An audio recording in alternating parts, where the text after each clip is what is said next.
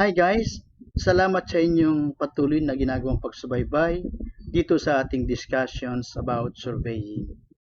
At ang ating magiging topic in today's discussion guys is all about spiral, transition curve, and superelevations. Guys, itong ating discussions ay hinati ko sa ilang bahagi sapagkat totoong napakahaba ng discussions natin para dito sa spiral transition curve at saka super elevations. Meron kasi tayong discussions dito about super elevations, the derivation of the formula for the super elevations, the elements of the spiral transition curve, the derivation of formula for the different elements of the spiral transition curve, and of course sample problems on the spiral transition curves and super elevations. Kaya guys ay puntahan na natin itong ating discussion at magsimula tayo sa kung bakit kinakailangan tayo mag-provide ng super elevations on a horizontal curve.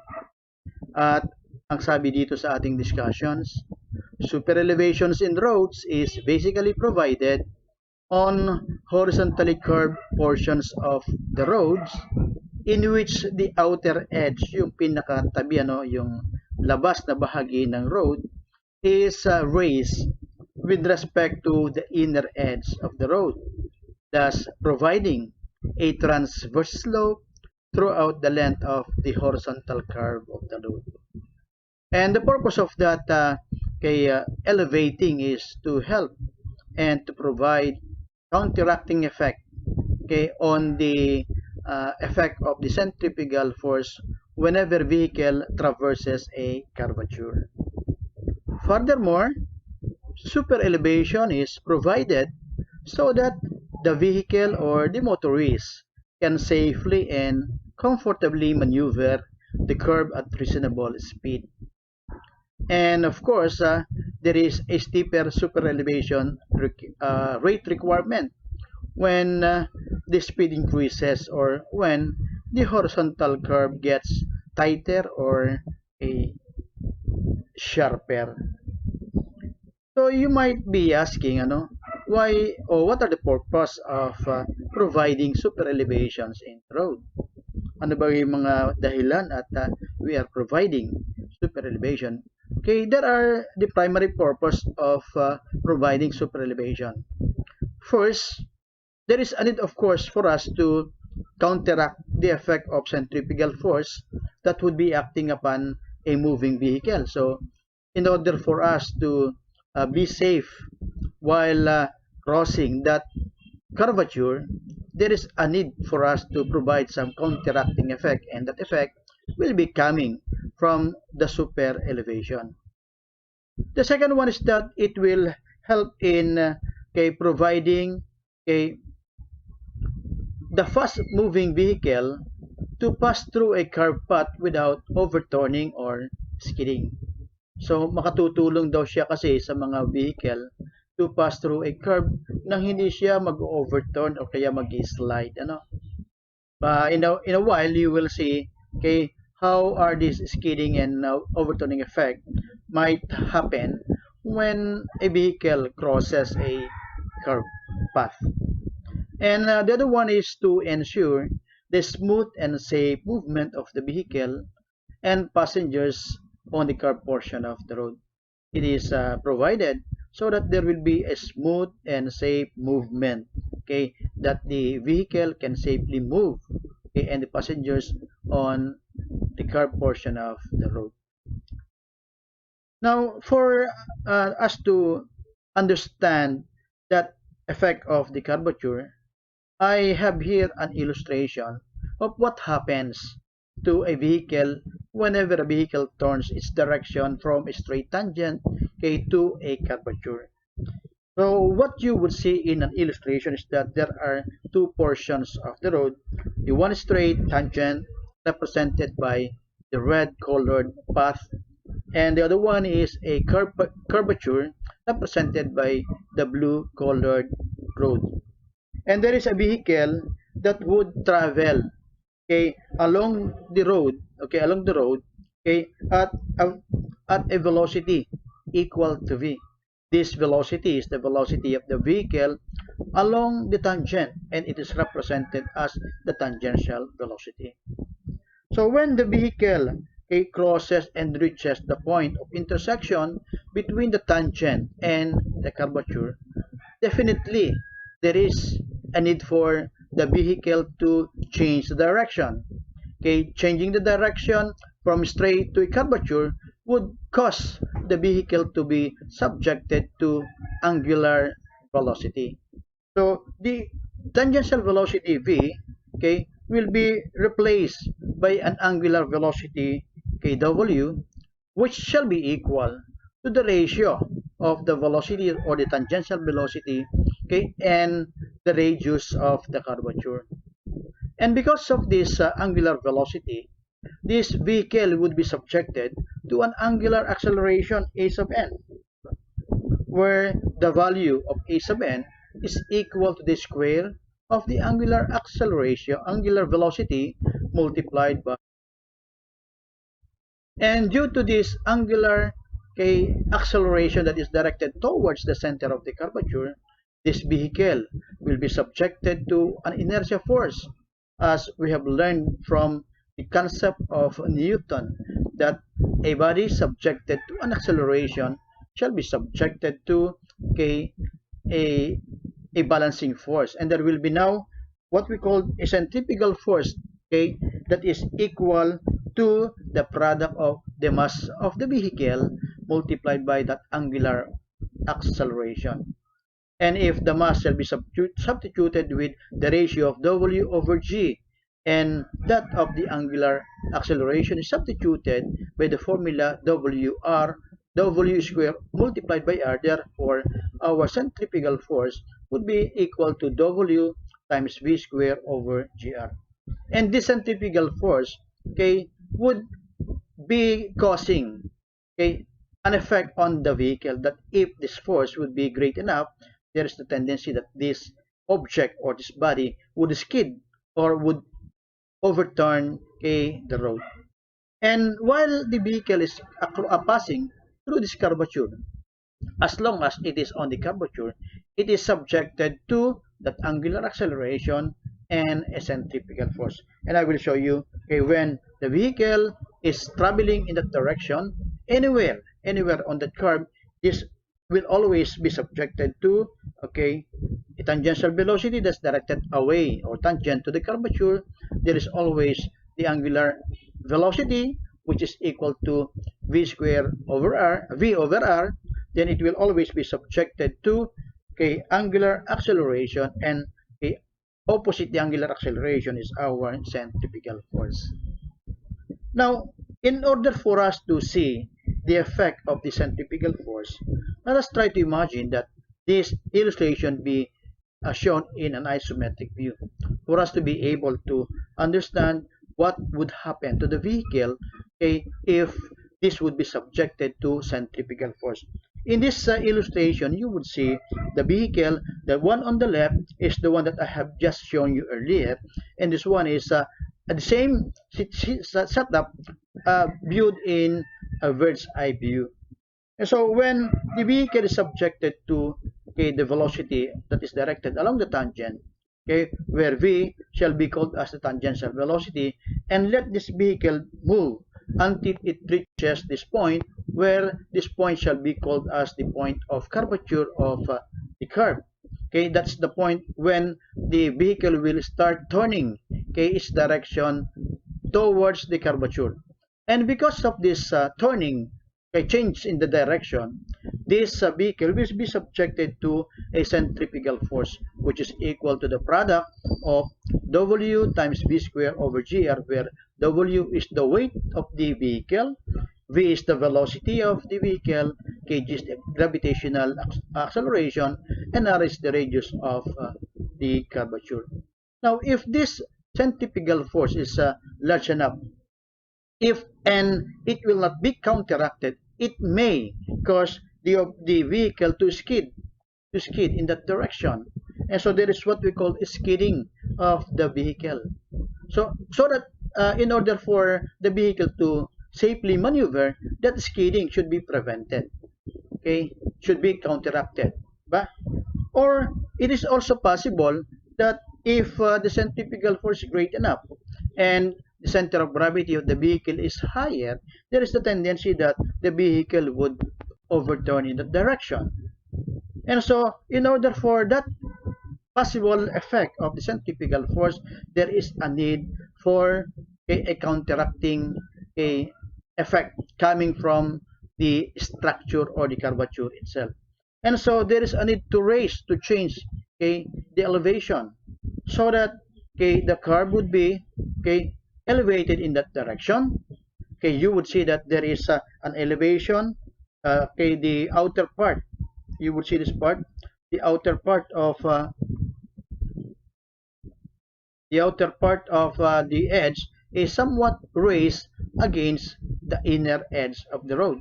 And this is what we mean the super elevation. The purpose of the super elevation is to provide a counteracting effect due to the effect of the centrifugal force.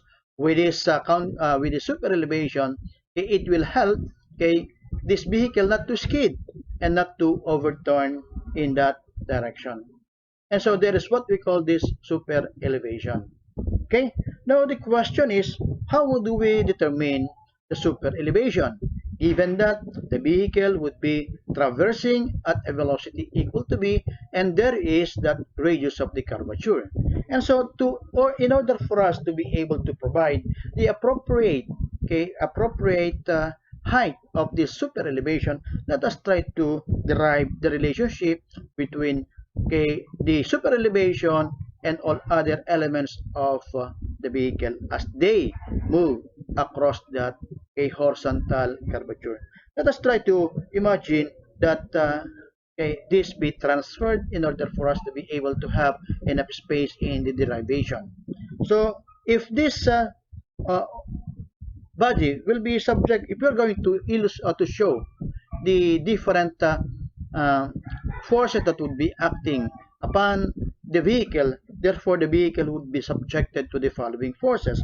First, you will have the weight of the vehicle itself, which is equal to the ratio of the product of the mass multiplied by the gravitational acceleration.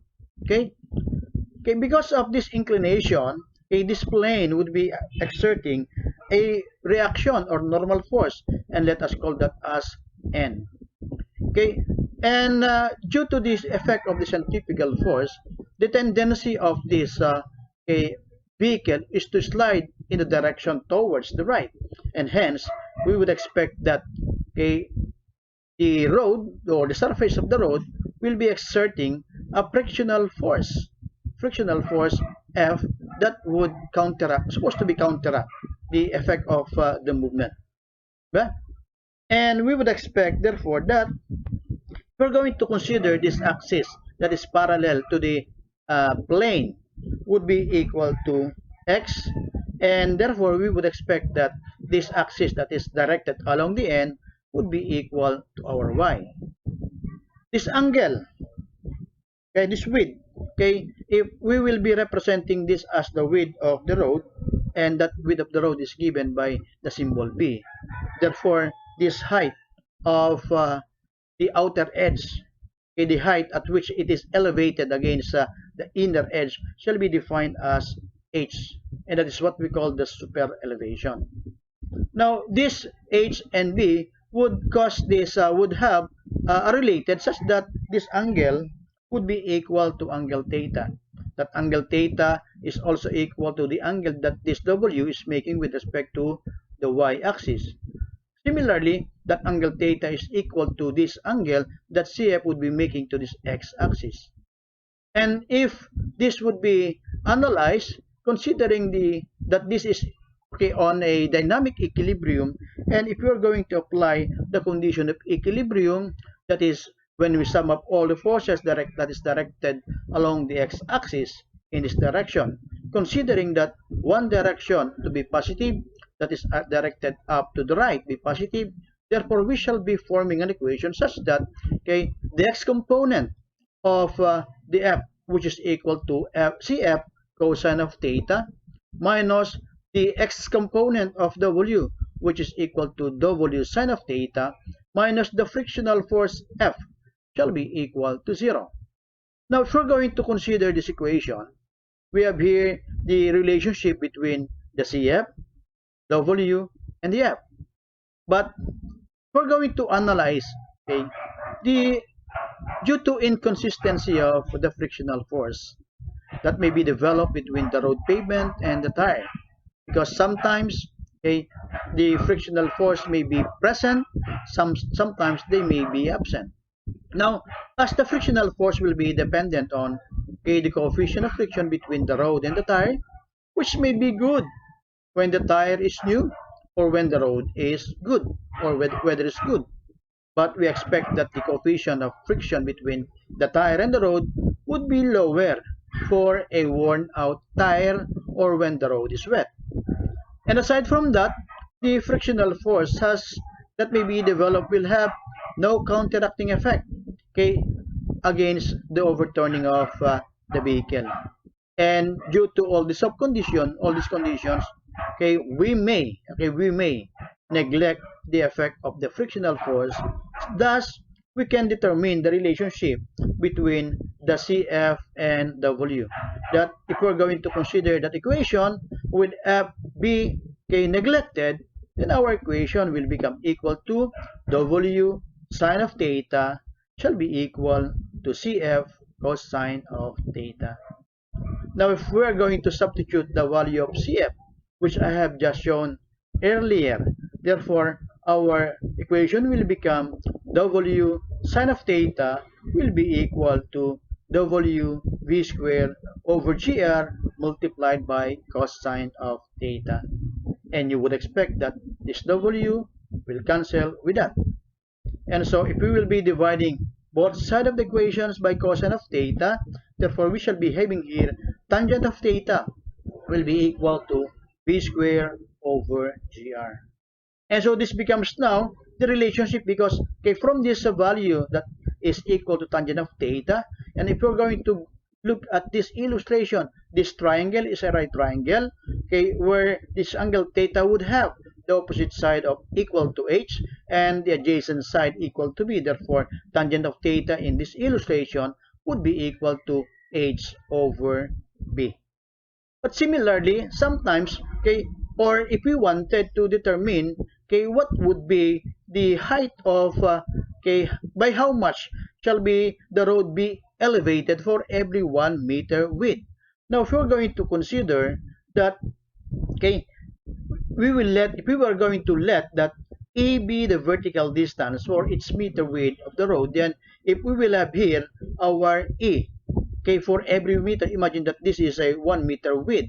Therefore, the tangent of theta will also be equal to E divided by 1. As such, we can define that superelevation for every meter of the width which shall be equal to E, and therefore it will be equal to E equal to tangent of theta, which shall be equal to V squared over GR. And so that is how we will be computing the magnitude of the superelevation if you are given the total width of the road expressed in terms of B, which is expressed in terms of B here, then you can determine, okay, by how much h will be the outer edge will be raised.